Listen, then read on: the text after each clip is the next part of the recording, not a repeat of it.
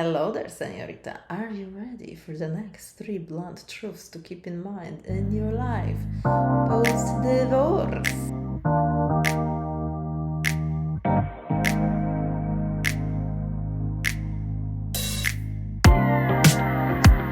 The very first one that we're gonna cover today is how losing yourself to others doesn't guarantee you their love or loyalty. This is a really, really big one when it comes to dating in this adult reality after the divorce. For so many of us, it's an issue because we've been conditioned, especially if you were a mom or a wife that has had this belief that like you need to be of service, you need to be giving, you need to be loving, you need to be kind.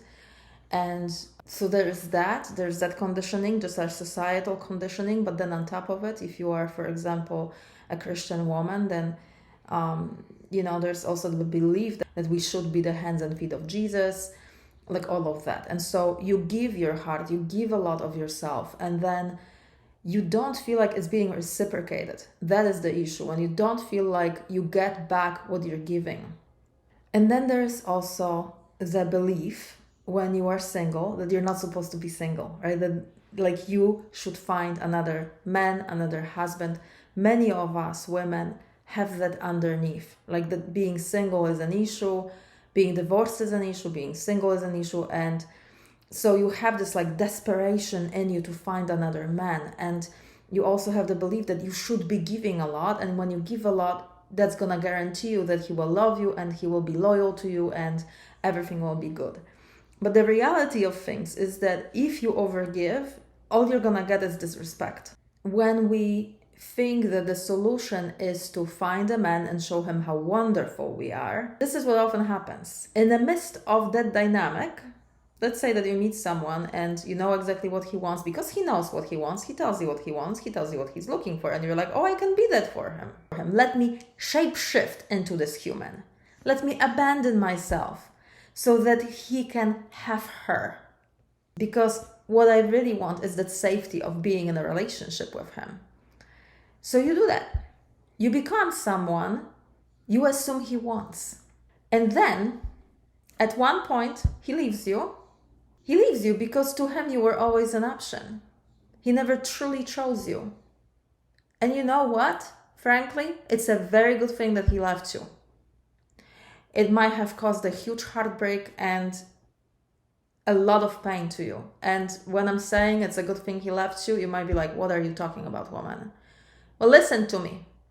Do you really think that there's a relationship that can sustain struggles that we face in life, the difficulty of marriage itself? Marriages are hard, they're difficult. To be with someone for 50 years, it's tricky, it's difficult. It changes you as a human being on the deepest levels. Do you think that you would have a real chance to be with that human being and create a successful relationship and have a foundation for a happy marriage if you yourself showed up as a liar in it from the very beginning, pretending that you're someone you're not? Of course not, right? Do you see? It doesn't make any sense. Yes, you might have gone through terrible heartbreak and it must have been awful. But the truth is, this is your chance to be free and create yourself from a point of truth and create boundaries for yourself and see like, no, I am not going to shape shift for another human. Never, ever again will I do that to myself. I am amazing and my light is so incredible and worthy of having the right to be expressed and respected. When I'm trying to shape shift, what I'm actually doing is I'm lying to this human being. I'm pretending to be someone else. I'm being manipulative. That's what we're doing. It's manipulation. Manipulation station. You know how I have mentioned that we have this belief, many of us have this belief, if you're Christian, that you should be like hands and feet of Jesus. Now in the Bible, there's another message from Jesus Christ, and that has to do with discernment. When he says, don't cast pearls before swine, he's inviting us to be discerning. He's inviting us not to give our love to anyone and everyone, and especially not those who don't respect it. Because you see, when you give a lot, you don't only invite disrespect. What you're also inviting, my love, is you are inviting all the people who are used to taking and not giving back anything. Okay? That's what's gonna happen. You have tendency to give, the world is gonna give you the receivers. Think about this, señorita, think about it. How many relationships that are behind you have been in that dynamic where you give, and they take. And they don't choose you, by the way. We need discernment, but we also need discernment with ourselves. When has it happened that you have started doing things that you haven't really chosen, that were definitely his influence on your life, and you know it, right? You haven't really chosen to do this or that before in your life. You never had interest in it. All of a sudden, it's a big part of your life. That's a red flag for you to pay attention to. And ask yourself, did I choose it? Did I choose it? Because I love to do it. Because it gives me meaning. Because that is what my soul has chosen for me. On a deep level, I want to do this. Or was it to impress him? Was it so that he will choose you, marry you? Marry you because you gave so much. That's manipulation, my love. It is. You're lying to him and you're lying to yourself. And we do this kind of things because we want that life. We want to be wives again, maybe mothers. We want to have that in our identity. We want to have that solid truth in our identity. Kind of like, I don't know who I am anymore now that I got divorced. And here comes this human that gives me a chance to be very clear about who I am and what am I supposed to do and how I'm supposed to be. So I was lost and now I have direction. I was lost, here he comes, the solution.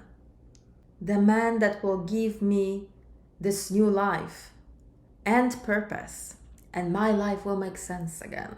Do you see how heavy that is? How heavy that sounds? And how unfair actually to him as well. What if you were to go into that relationship and before you even start, you were to be honest with yourself and be like, and with him too, and be like, you know what? Thanks for coming. You are here to save me from myself. Till the end of our life, I will rely on you to keep me happy and content. And any time that I am not happy or content, it's your fault. Because you are my solution to all of my problems. That is not right. And it's not healthy. So my love, there's truly no amount of self-abandoning and twisting that will ever guarantee you being chosen. That will guarantee you love and loyalty and security. And the worst thing about it, señorita, is that when you constantly put somebody else's needs and wants before your own, you can totally lose touch with who you are, what you want, what you like, what makes you tick. We're not doing that again anymore, okay? In this new life. Let's not do that. Let's allow ourselves for our truth to be the guiding force so that we get to build true connections. We're not gonna be censoring ourselves anymore and squishing our truth and shape-shifting for people, okay? Let's not do that. Let's not shape-shift anymore. Let's not hide. Let's not censor ourselves. Let's just not. This is not a switch that you can just turn off, by the way. But I would love for you to start paying attention to when you have a tendency to change your energy. When do you do that? When do you squish your own energy? When do you shrink? Whom are you around when you're shrinking? What are you guys talking about that causes you to shrink? When you do that, how you feel? What happens next? These are such a good places to examine, because if you are used to attracting men that don't choose you, this is why. Okay? And seeing deeply that pattern is gonna prevent you from doing that again. Like, it's not a thing that you develop fast. If you are used to looking at the outside world to give you direction in which way to turn and twist to be safe, standing in your own truth and owning your own truth and having courage to speak it, it's gonna feel odd. So think about it kind of like growing a muscle. But here's the thing, every time you do it, it feels really, really good, because you are showing yourself that you, as you are, you have a right to exist.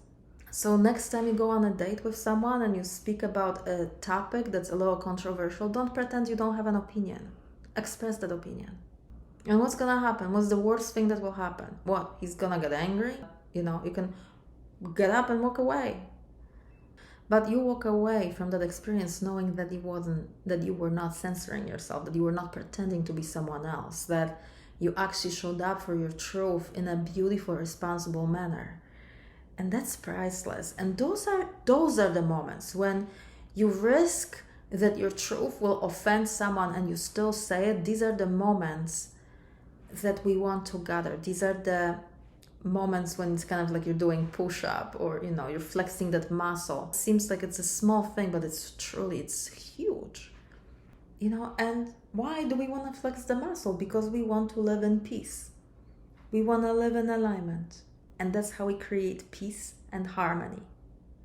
When energy comes and it's expressed and it's not blocked by our fear. In the dynamic, the relationship that you have with yourself is based on respect and truth. And you have a chance to build genuine connections with other people. So what if you were, for this next week, to start paying attention? When are you stopping yourself from saying something?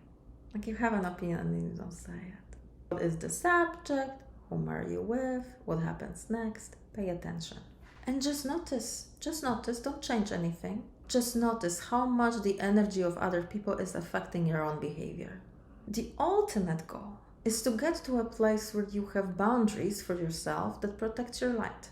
And at the same time, you have freedom to be you. That's the ideal. This is not something that you do quickly, and it's a lifetime of work, because we change as humans, right? We keep on developing and shifting. Okay, my love, now it's time for the blunt truth number 5.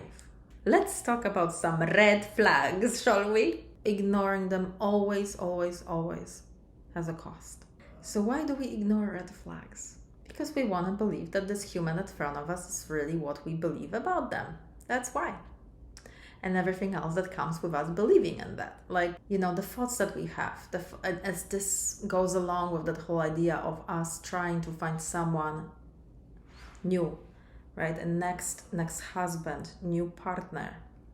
And so you meet someone, you really like them, and what do you think to yourself? Pay attention. What do you think to yourself when you meet him? What is your mind telling you as you're sitting in a restaurant looking at him? This is the first meeting you have, and he looks at you like you're just amazing human, and you look back at him like he's an amazing human. What is your mind telling you in that moment? There he is. I finally found him. The search is over. God gave him to me. This is why all of that other stuff didn't work out. It's because he was coming. He is a solution to all of my problems, and I will gladly walk into a disaster. Smoke and mirrors, girls. It's all smoke and mirrors, and we're doing it to ourselves. It's not even them, it's us. Our mind is creating the smoke and mirrors. Do you see that? We have got to see through the BS that is in front of us, right? The red flags, but it's also us. It's us. We are oftentimes our own red flag. So what's your red flag? Pay attention. That scenario I just told you about, right? Where you're sitting in a restaurant, you look at him and you're like, oh my gosh, there he is. I found him. God gave him to me. That's why I suffered so much. Like, that's a red flag. Another red flag would be if he does something and you say to yourself, oh, it's not that big of a deal. He'll change. I can handle it. Are you saying that to yourself about your current partner? When were you saying that in your marriage? What were the areas that were huge red flags? And you're like, oh, that's okay. We'll take care of this one day. He'll deal with it. It's no big deal. This is so important for you to understand. I cannot stress this enough, because you have to understand what is causing you to pretend that the warnings are not there. Having this deep level of tolerance for something that you should not be tolerating. And that's why it's also so important to look into your marriage. But. I know there are some of you that are like, I think there was a red flag, but I don't know if it was really red or maybe it was orange with some dots on it. Oh, let's talk about them red flags. Let me tell ya what the red flags really are when I'm talking about the red flags. So first of all, when he is just like super nice and very charming and love bombing you, when he gives you gifts that don't make sense, when he spends thousands of dollars on your birthday, red flag, big red flag. He is trying to impress you. Why? What is he trying to buy by giving you a gift that big? Think about it. Are things feeling too good to be true? Is he constantly showering you with this intense attention? Maybe he's trying to disarm you, rush intimacy. A true connection, genuine connection takes time to build. And a good marriage is built on friendship. Okay? Friendship. So, think about what happens when you meet that Mr. Right. Think about it. Have you ever had a conversation with your friend where she's asking you how you're doing and you're like, oh my gosh, I met this guy, da da da da da da da da. And she's standing there like, what? She hears red flags left and right and you do not. But she does. And so she's skeptical. She says to you, be careful. Be careful. Don't rush. And you're like, no, it's fine. It's fine. You have all the explanation why it's fine. Another red flag is this. Does he subtly try to control who you spend time with? Does he get jealous when you make plans without him? And how does he talk about his ex? How does he talk about himself in relation to his ex? Does he says that, oh yeah, she's this crazy witch, but I don't ever criticize her in front of my children. No, here's the hero, right?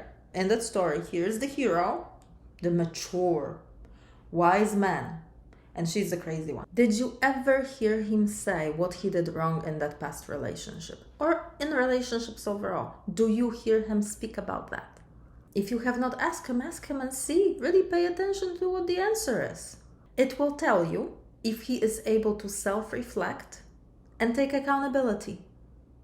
And that's what you want, yeah? We want someone who is mature enough to self-reflect and take accountability. That's what we want in the future partner. Another red flag, and this is pretty obvious, is if he has anger issues. I can't believe how many words in English are with R. Oh, another one. Short temper. I hope this makes you laugh. I mean, if it doesn't make you laugh, I'm sorry. But it's gonna be more and more of this. You have to pay attention to how he handles frustration. Does he get really angry when he drives? That's a huge warning sign right there.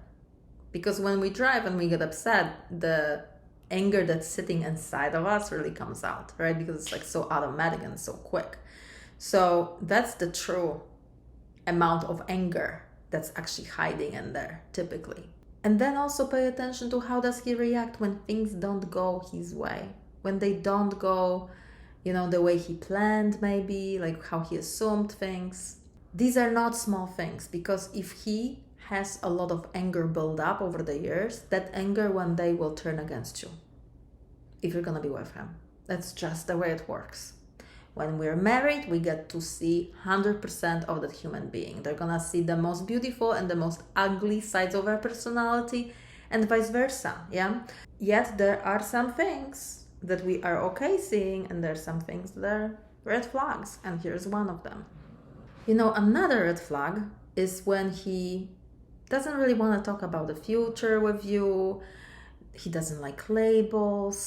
He doesn't like defining the relationship. Yeah, he might be stringing you along. He might be like, oh yeah, I'm never gonna marry her. I got everything. Like, she's giving me everything I need, so why would I marry her? Why would I want her to be my wife? This is plenty, what we're doing here, right? Another thing is like when he tells you that the relationship should be easy. Even if there are things that are obvious stressors in a relationship, and he's just like, no, this is supposed to be easy. And the life has proven to you that that is not how it's gonna be. And you actually really have a difficult conversation in front of you with him.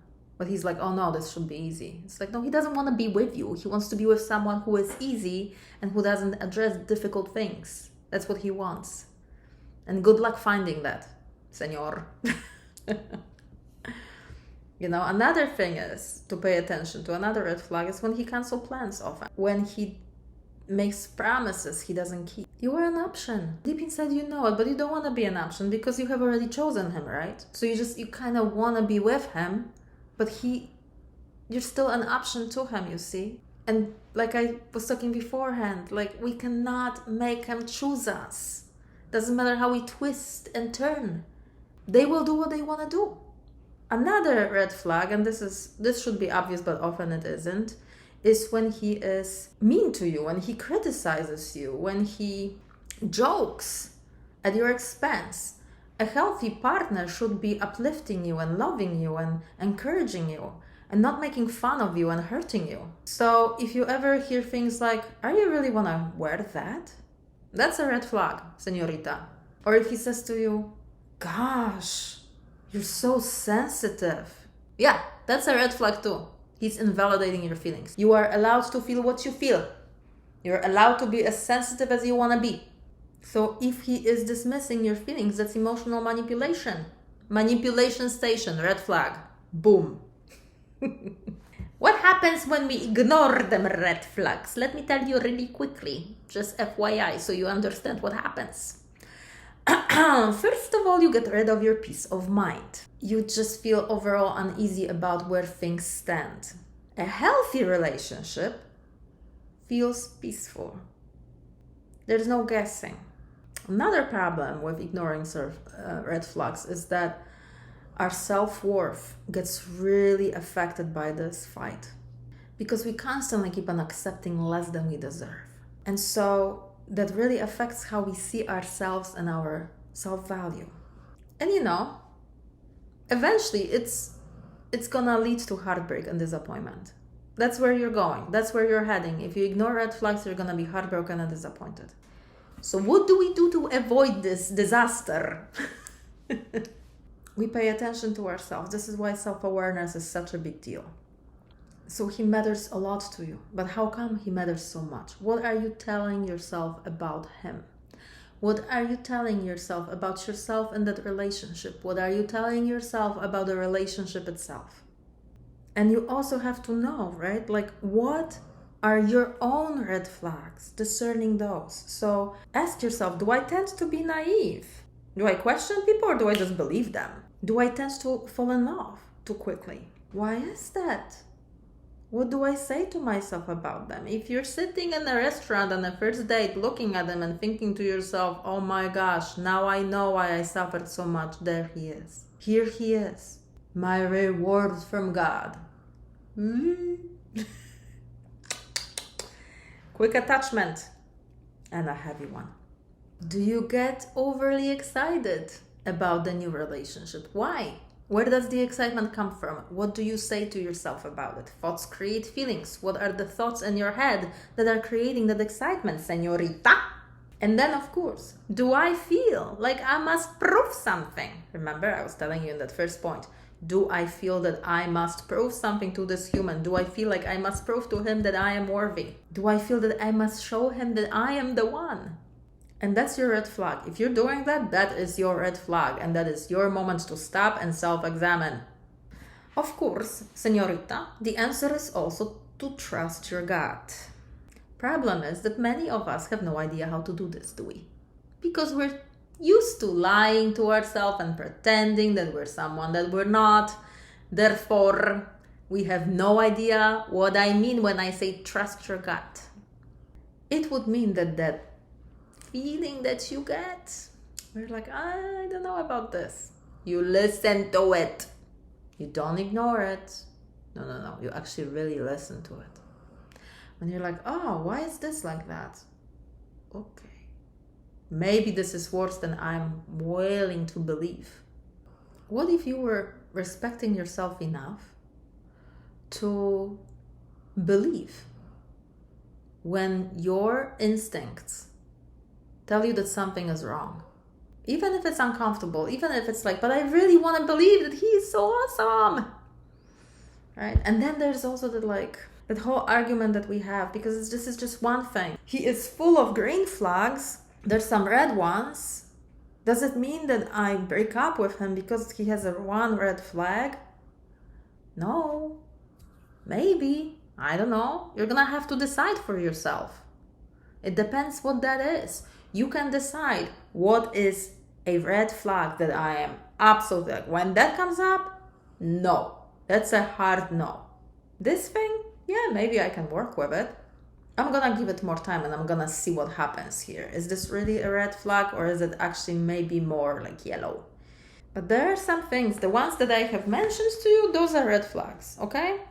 In this new post-divorce life, I want to invite you to not negotiate with the red flags that are like, oh my God, no.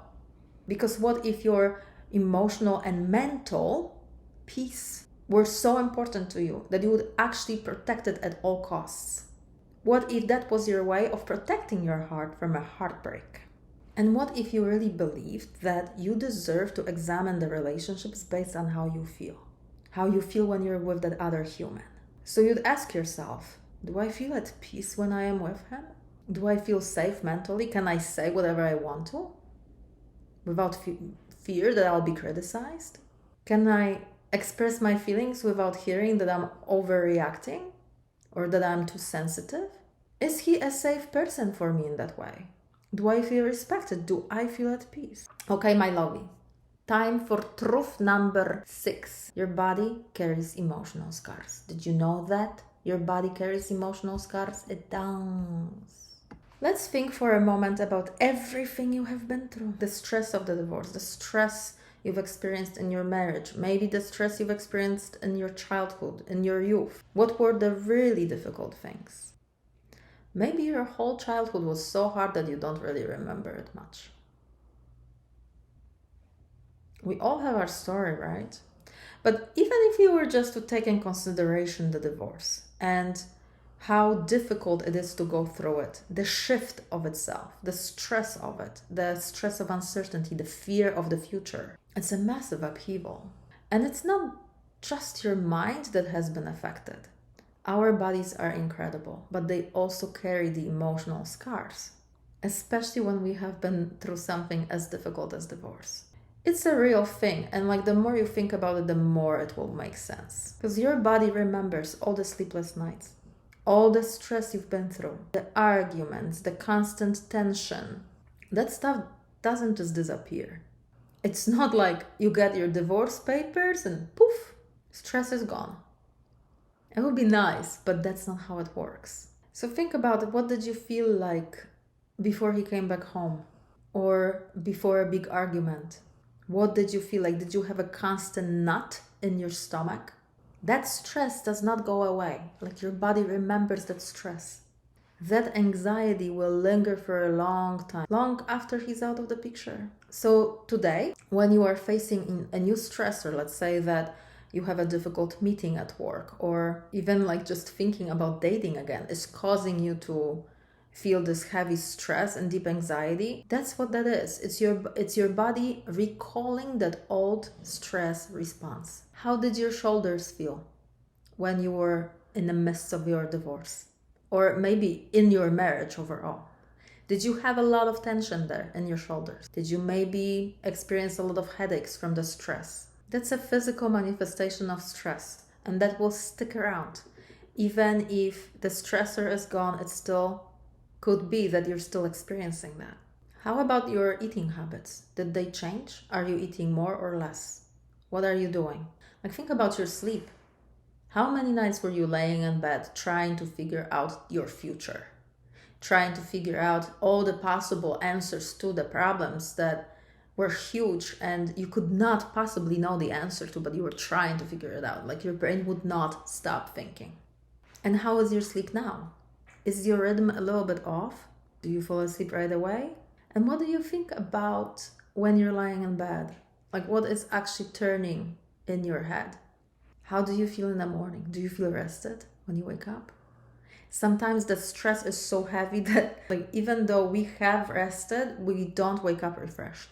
So why I'm talking about it is because I want you to know that your body still might be in a recovery from that emotional labor, from the years of constantly trying to fix things, or just existing in this like super high stress environment. So it's kind of like we deplete our battery, and it's gonna take you time and gentle care and patience to replenish, to recharge.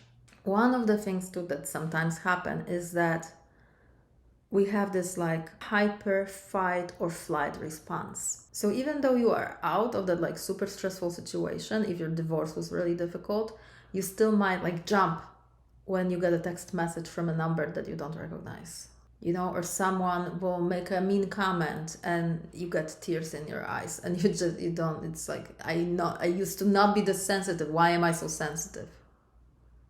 It's possible that your body learned to just live on high alert, and it basically needs time to feel safe again. So first of all, let's remember that we've got to give ourselves grace. This is not just in your head. It's a real physical response to intense emotional trauma. You know, it's important that we also understand that you noticing and realizing that your body has these emotional scars. It still carries the emotional scars. It's not a sign that you are weak. No, this is healing, right? It's a process. And the amazing thing is that yes, our body carries these scars, but it can also heal. So we want to be as kind as possible. We want to be patient. We want to pay attention to what our body is telling us. You know, if you get headaches, be gentle with yourself. Treat yourself like you would treat a child. Give yourself that care. Give yourself that kindness. You have been through a lot, and it is totally okay to give your body time to catch up with the healing that has already maybe happened in your mind. If you experience what I'm talking about, I'll give you questions that will help you do like this general body scan. So first question is this: where do I feel tension in my body right now?